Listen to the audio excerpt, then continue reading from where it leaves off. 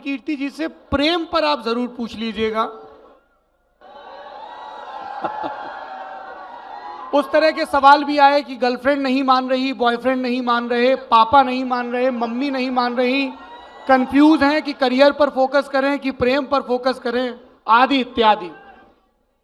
तो ये तो बहुत ही ओपन एंडेड सवाल हुआ, कोई थोड़ा स्पष्ट सवाल हो तो ज्यादा अच्छा रहेगा। उनका यही था कि साहब दोनों चीजें एक साथ कैसे करें। घर वाले कहते हैं, टीचर कहते हैं करियर पर फोकस करो, पर जब करियर पर फोकस कर रहे हैं तब प्रेम पर भी फोकस आ रहा है, तो दोनों का संतुलन नहीं बैठ सकता क्या?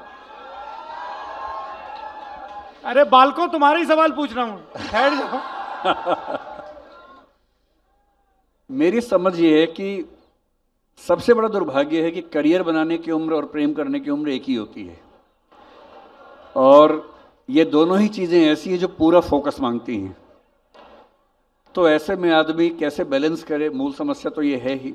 लेकिन जब मुझसे बच्चे पूछते हैं, क्लास के बच्चे, कि सर ऐसी ऐसी दुविधा है, क्या करना चाहिए, और प्रेम बड़ा गहरा हो गया है, रहा नहीं जाता है, तो मैं एक ही बात कहता हूँ कि कुछ दिन फिर प्रेम कर लो।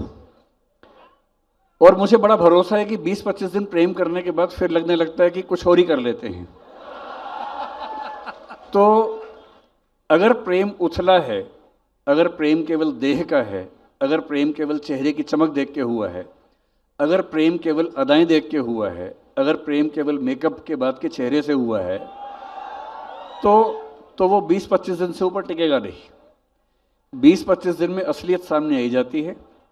जब दो लोग बात करते हैं, उनका पूरा स्तर आमने सामने आ जाता है, वो मेकअप पीछे चला जाता है, हैसियत या औकात सामने आ जाती है, और अधिकांश मामलों में प्रेम का जो ग्राफ है वो यूं बढ़ के यूं नीचे आता है।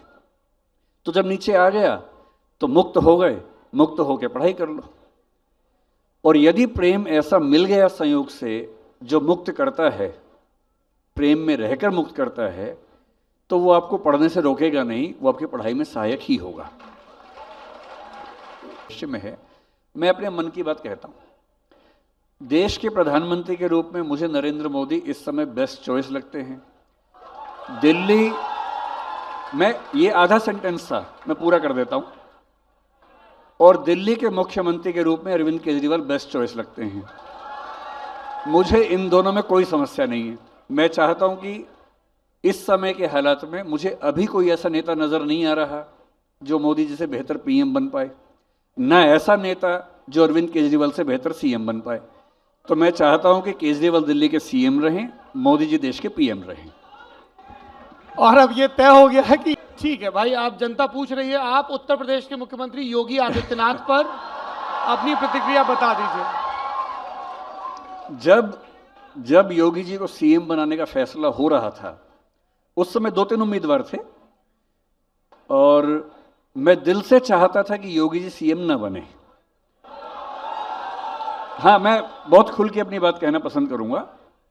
मैं दिल से चाहता था कि योगी जी सीएम ना बने, क्योंकि मेरे मन में उनकी छवि थी कि वो एक मठ वाले आदमी हैं, और धर्म का आदमी सीधा राजनीति चलाएगा तो उतना अच्छा नहीं होगा। लेकिन पिछले 5-7 साल के कार्यकाल में एक आध मुद्दे पर मुझे कभी कभी लगता है कि कानून का शासन कितना बचता है, कितना नहीं बचता है। इन परफॉर्मेंस पे देखूं तो मैं कहूंगा कि वो एक शानदार मुख्यमंत्री हैं, ये कहने में मुझे कोई आपत्ति नहीं है।